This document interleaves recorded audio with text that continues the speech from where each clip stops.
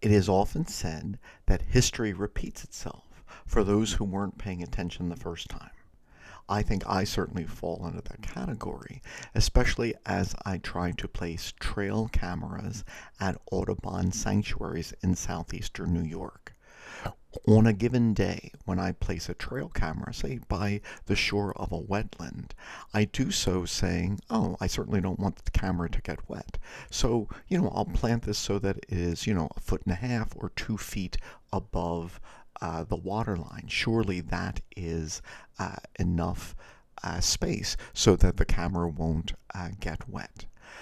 Last spring was incredibly wet, and I lost a number of trail cameras because the water level simply rose higher than I imagined that it might.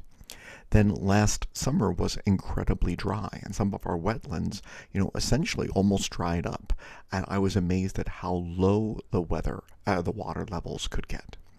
Here in spring 2025, we have had unusually high amounts of rain and a number of cases of not the worst flooding we've ever seen, but certainly flash flooding.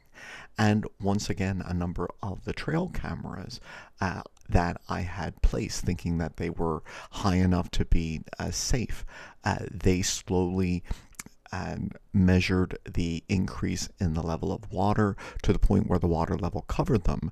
And then briefly, they took movies being underwater before they became non functional.